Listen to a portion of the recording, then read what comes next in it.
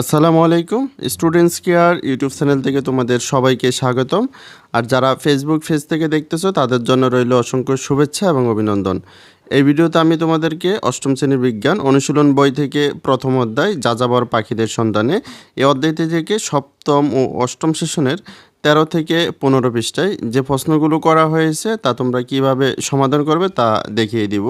এই সেশনের শুরুতেই বলা হয়েছে বেশিরভাগ ক্ষেত্রে দেখা যায় একটি পরিযায়ী পাখি প্রতি বছর একই পথ ঘুরে কোনো এলাকায় একই জায়গায় এসে ডেরা বাঁধে।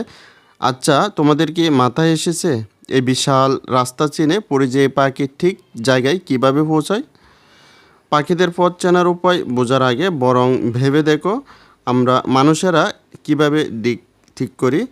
আমাদের দিক চেনার সবচেয়ে বড় উপায় হলো সূর্য। এর বাইরেও আমরা দিক নির্ণয় করতে আরেকটা জিনিস ব্যবহার করি, সেটা হচ্ছে কম্পাস। কম্পাস কিভাবে কাজ করে তা তোমরা অনেকেই জানো। কম্পাসের যে দণ্ডটি সবসময় উত্তর দক্ষিণ মুখ করে থাকে সেটি হচ্ছে একটি চুম্বক।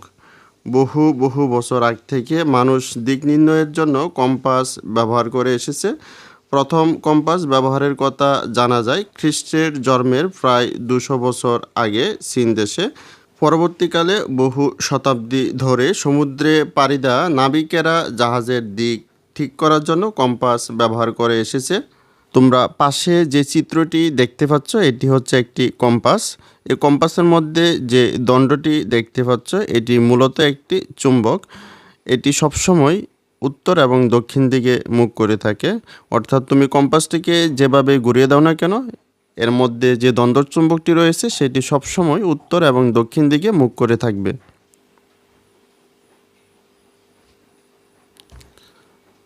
পাখি কোন কম্পাস ব্যবহার করে তা জানার আগে চলো জেনে নেওয়া যাক কম্পাসের মূল উপাদান চুম্বক সম্পর্কে। যে কোনো আকৃতির একটা চুম্বক নাও, এবার বিভিন্ন পদার্থের কাছে নিয়ে দেখো কোন ধরনের পদার্থকে চুম্বক আকর্ষণ করে আর কোন ধরনের পদার্থকে করে না। নিচের ছকে নোট নাও। এখানে তোমাদেরকে বলা হয়েছে তোমরা প্রথমে একটি যে কোনো আকৃতির চুম্বক নিবে, তারপর বিভিন্ন ধরনের পদার্থকে এই চুম্বকটির কাছে নিয়ে আসবে। তারপর তোমরা দেখবে কোন ধরনের পদার্থকে চুম্বক আকর্ষণ করে এবং কোন ধরনের পদার্থকে আকর্ষণ করে না। তারপর তোমাদের নিচে যে ছকটি রয়েছে সেটি পূরণ করবে। এখানে ছকের প্রথমে রয়েছে চুম্বক আকর্ষণ করে এবং এপাশে রয়েছে চুম্বক আকর্ষণ করে না। তাহলে যে সকল পদার্থকে চুম্বক আকর্ষণ করে তাদের নাম এখানে লিখবে এবং কি দিয়ে তৈরি সেটা লিখবে, এবং যে সকল পদার্থকে চুম্বক আকর্ষণ করে না তাদের নাম এখানে লিখবে এবং ওই পদার্থটি কি দিয়ে তৈরি তা এখানে লিখবে। আমি তোমাদেরকে দেখিয়ে দিচ্ছি তোমরা কিভাবে এই ফাঁকা জায়গাটি পূরণ করবে।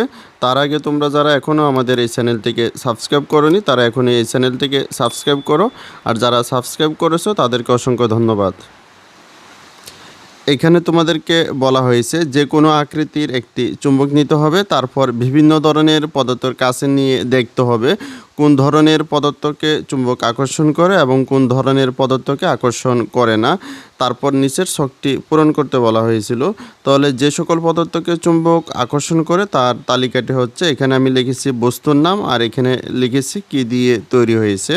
তাহলে এখানে হচ্ছে প্রথম হচ্ছে কয়েন বা মুদ্রা, এটি তৈরি হয়েছে নিকেল দিয়ে। তারপরে হচ্ছে ট্রেনের চাকা, এটি তৈরি হয়েছে ইস্পাত দিয়ে। তারপরে হচ্ছে চাবির রিং, এটি তৈরি হয়েছে লোহা দিয়ে। তারপরে হচ্ছে ব্যাটারির তড়িৎদ্বার, যেটি তৈরি হয়েছে কোবাল্ট দিয়ে। তারপরে হচ্ছে ছুরি, যেটি তৈরি হয়েছে লোহা দিয়ে। তারপরে আমাদের বলা হয়েছে যে সকল পদার্থকে চুম্বক আকর্ষণ করে না। তাহলে এখানে আমি লিখেছি বস্তুর নাম আর এখানে লিখেছি কি দিয়ে তৈরি হয়েছে। তাহলে প্রথমে রয়েছে কাগজ, এটি তৈরি হয়েছে সেলুলোজ দিয়ে। তারপরে হচ্ছে জুতা, এটি তৈরি হয়েছে প্লাস্টিক দিয়ে। তারপরে হচ্ছে রান্নার পাতিল, এটি তৈরি হচ্ছে অ্যালুমিনিয়াম দিয়ে। তারপরে হচ্ছে গ্লাস, এটি তৈরি হয়েছে কাঁচ দিয়ে। তারপর হচ্ছে চেয়ার, এটি তৈরি হয়েছে কাঠ দিয়ে।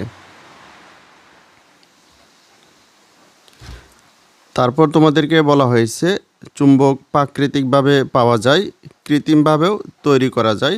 তোমরা কি নিজেরা একটি চুম্বক তৈরি করতে পারবে? চেষ্টা করে দেখা যাক। এই পরীক্ষার জন্য লাগবে একটা স্থায়ী চুম্বক আর একটা ইস্পাতের টুকরো বা সুচ জাতীয় জিনিস। ইস্পাতের টুকরো বা সূচের এক মাথায় স্থায়ী চুম্বকের এক মাথা স্পর্শ করে টেনে শেষ পর্যন্ত নিয়ে যাও। তারপর স্থায়ী চুম্বকটি উপরে তুলে আবার আগের জায়গায় স্পর্শ করে টেনে নিতে হবে, অর্থাৎ ঘর্ষণটি সবসময় হতে হবে একমুখী। এভাবে কমপক্ষে 20 বার একই দিকে চুম্বকের একই মাথা ব্যবহার করে ঘর্ষণটি চালিয়ে যাও। এবার সুচটিকে কোনো লোহা বা নিকেলের পদার্থের কাছে নিয়ে দেখো আকর্ষণ করছে কি। তোমাদের পর্যবেক্ষণ নিচে লিখে রাখো। এখানে বলা হয়েছে তোমরা কিভাবে নিজেরাই একটি কৃত্রিম চুম্বক তৈরি করতে পারো। এটি করার জন্য তোমাদেরকে প্রথমে একটি সূচ এবং একটি স্থায়ী চুম্বক সংগ্রহ করে নিতে হবে। তারপর তোমাদেরকে সূচের এক মাথায় স্থায়ী চুম্বকের এক মাথা স্পর্শ করে টেনে শেষ পর্যন্ত নিয়ে যেতে হবে।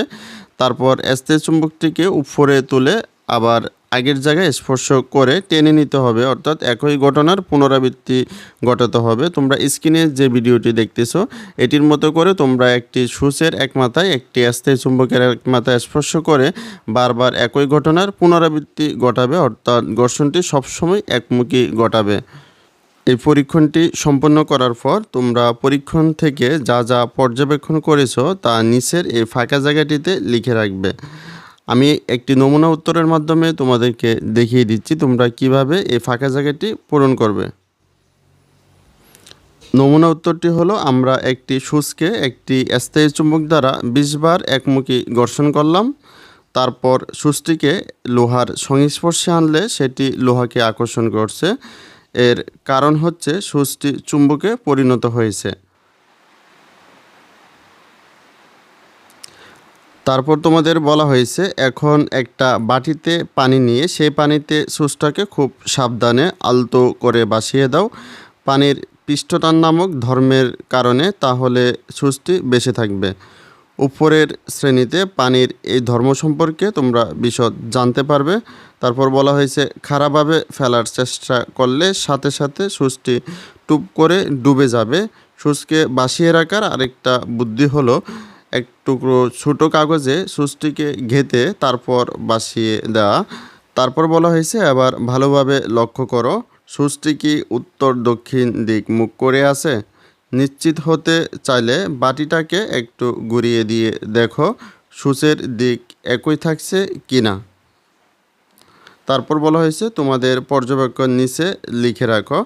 এই এক্সপেরিমেন্টটি করার জন্য তোমরা একটি বাটিতে কিছু পানি নিবে, তারপর এক টুকরো কাগজের মধ্যে তোমাদের চুম্বকে পরিণত করা সূচটিকে ভালো করে গেঁথে নিবে, তারপর বাটির পানিতে আলতোভাবে ভাসিয়ে দিবে। তারপর তোমরা দেখবে সূচটি নিজে নিজেই দিক পরিবর্তন করে উত্তর এবং দক্ষিণ দিকে মুখ করে নিয়েছে। তুমি যদি বাটিটিকে ঘুরিয়ে দাও তাহলে দেখবে সূচটি পুনরায় নিজে নিজে দিক পরিবর্তন করে উত্তর এবং দক্ষিণ দিকে মুখ করে নেবে। এই পরীক্ষণটি সম্পূর্ণ করার পর তোমরা এই পরীক্ষণ থেকে যা যা পর্যবেক্ষণ করেছো তা তোমরা কিভাবে এই ফাঁকা জায়গাটিতে লিখে রাখবে তা আমি তোমাদেরকে দেখিয়ে দিচ্ছি। নমুনা উত্তরটি হলো, আমরা বাটিতে পানি রেখে সেই পানিতে সূচটিকে এক টুকরো কাগজে গেঁথে ভাসিয়ে দিলাম। দেখলাম এটি উত্তর দক্ষিণ বরাবর মুখ করে আছে। তারপর আমরা বাটিটি আরেকবার ঘুরিয়ে দিলাম, কিন্তু চুম্বকটি আবারও উত্তর দক্ষিণ বরাবর ঘুরে গেল। এর কারণ হচ্ছে চুম্বক সবসময় উত্তর দক্ষিণ বরাবর মুখ করে থাকে। মূলত পৃথিবী একটা বিশাল চুম্বক ক্ষেত্র যার দুটি মাথা উত্তর ও দক্ষিণ দিকে মুখ করে আছে। তাই পৃথিবীর চুম্বক ক্ষেত্রের আকর্ষণে যে কোনো দণ্ডচুম্বক উত্তর ও দক্ষিণ দিকে মুখ করে থাকে। তারপর তোমাদের বলা হয়েছে উপরের পরীক্ষণটি ঠিকঠাক করে থাকলে এতক্ষণে তোমরা কাজ চালানোর মতো একটা কম্পাস তৈরি করে ফেলেছো। তাহলে আমরা দেখে নিলাম কিভাবে খুব সহজে একটি কম্পাস তৈরি করা যায়। আজকের ভিডিওটি এই পর্যন্তই। পরবর্তী ভিডিওতে আমি তোমাদেরকে দেখিয়ে দেব তোমরা কিভাবে এই সেশনের পরবর্তী কাজগুলোকে সমাধান করবে। ভিডিওটি তোমাদের কাছে ভালো লাগলে কমেন্টে জানাতে পারো এবং পরবর্তী সকল ভিডিওগুলো সবার আগে পাওয়ার জন্য চ্যানেলটিকে এখনই সাবস্ক্রাইব করে রাখো। সকলকে অসংখ্য ধন্যবাদ।